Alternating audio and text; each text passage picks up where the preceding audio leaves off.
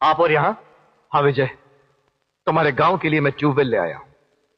मेरे गांव के लिए? हाँ, तुम्हारी जुबानी तुम्हारे गांव की कहानी सुनी तो मेरा मन भर आया, और इंसानियत का सबसे बड़ा फर्ज समझकर मैं साहब मैं जरूरतमंद जरूर, लेकिन इतना मजबूर नहीं कि अपने फर्ज का बोझ किसी दूसरे के कंधों पर डालूं। साहब, मुझ पे इतने बड़े एहसान का बोझ मत डालिए, ये बोझ मुझसे सहा नहीं जाएगा साहब।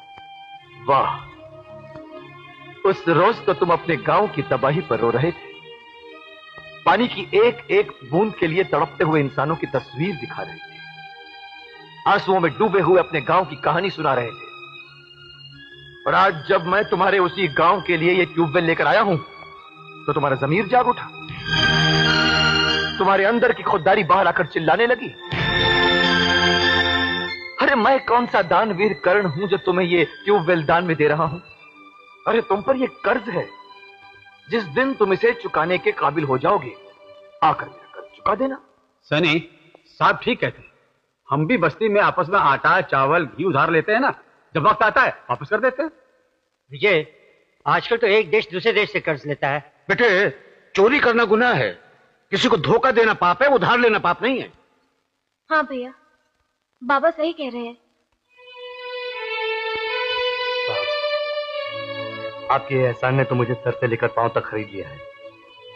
आपका ये एहसान मैं जिंदगी भर नहीं भूलूंगा साहब, और सबसे पहले आपका कर्ज चुकाऊंगा। विजय, कर्ज तो अकेला नहीं चुकाएगा, हम दोनों साथ मिलकर चुकाएंगे।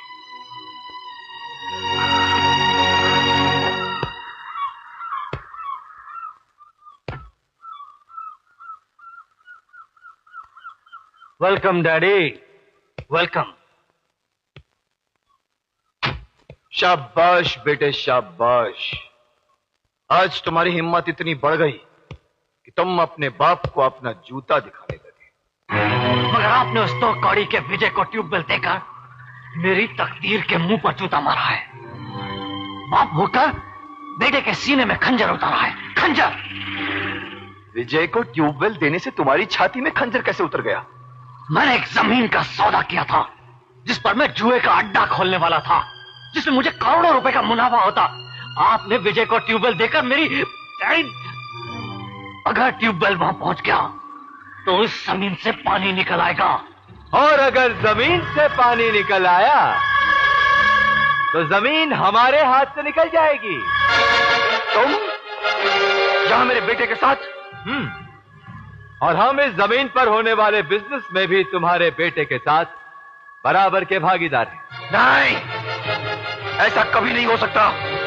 जब बेटे को बाप के गुनाहों के साए दिख जाते हैं तो अक्सर ऐसा ही होता है।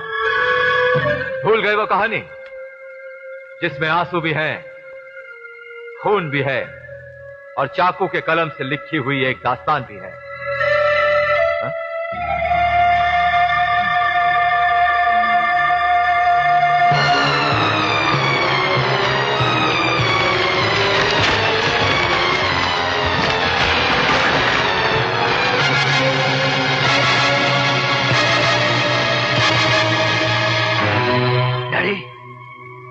कल तक मैं आपको एक महात्मा, एक देवता, सच्चाई के रास्ते पर चलने वाला हरिश्चंद्र समझता था, मगर आपके हाथ तो खून में डूबे हुए हैं, आपकी कल की परछाइयां तो खून में सनी हुई है।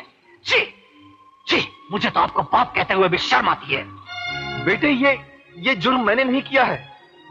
ये खून एक साजिश है जिसका जाल 15 साल पहले इसने और इसके भाई लंकेश्वर ने बुना था। इन दोनों ने मुझे अपने जाल में फांस लिया था। मैं बेकसूर हूं, बेगुनाह हूं बेटे। अच्छा, अगर आप बेकसूर और बेगुनाह थे तो 12 साल तक खामोश क्यों रहे? तेरी खातिर बेटे, तेरी खातिर, कि कहीं दुनिया तुझे खूनी का बेटा ना कहे, तेरा बचपन कहीं लावारिस या बेसहारा ना हो जाए। मगर ये क्या, आज तू भी इनकी साजिश का शिकार हो गया? ये वो जहरीले सांप है बेटे जो इंसानों की सांसों को भी डस जाए। इनसे अपना साथ छुड़ा ले बेटा, वरना ये तेरी जिंदगी को नरक समान कर देंगे। आप मुझे सिर्फ इतना बताइए, आप विजय से ट्यूबवेल वापस लेंगे या नहीं? बेटा, अब भी वक्त है। दोस्त और दुश्मन को पहचान, आप विजय से ट्यूबवेल वापस लेंगे या नहीं? बेटे ये तेरी जिंदगी में जहर भर देंगे। आप विजय से ट्यूबवेल वापस लेंगे या नहीं? हम तुम्हें आज शाम तक का वक्त देते हैं। अगर तुमने विजय से ट्यूबवेल नहीं लिया तो ये तस्वीरें जो तुम्हारे घर के फर्श पर पड़ी हैं पुलिस स्टेशन की टेबल पर नजर आएंगी। हाँ, फैसला आपके हाथ में है। विजय से ट्यूबवेल वापस लेना चाहते हैं या फांसी का फंदा अपने गले में डालना चाहते हैं? आओ पार्टनर। चलो।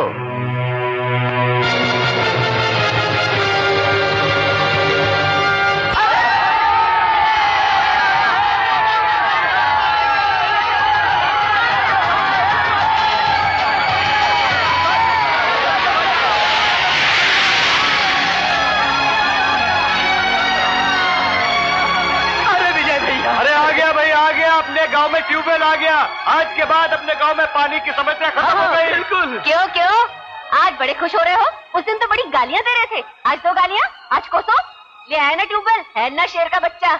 हाँ विजय भैया, तुमने तो बुझते हुए उम्मीदों के दिए को फिर से जला दिया। विजय, जब हर घर में पानी पहुंचेगा तो लोग तुम्हें कितनी दुआएं देंगे। तुम पानी नहीं लाए हो बेटा, इस गांव के लिए जिंदगानी लेकर आए हो। बस बस बस बस बस, बहुत तारीफ कर ली आप लोगों ने। आइए इससे मिलिए। ये है मेरा होने वाला बहनोई अमर। नमस्ते अमर बाबू। नमस्ते। मुबारक हो। लगता है अब आप भी हमारे गांव से जुड़ गए हैं। सिर्फ ये नहीं, ये भी अब इस गांव से जुड़ गई हैं। ये है मेरी होने वाली भाभी।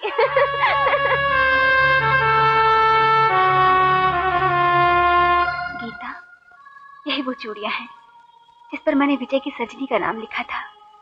सोचती थी जो विजय की सजनी बनेगी ये चूड़ियां उसका नसीब बन जाएंगी। तुम बड़ी नसीब वाली हो गीता।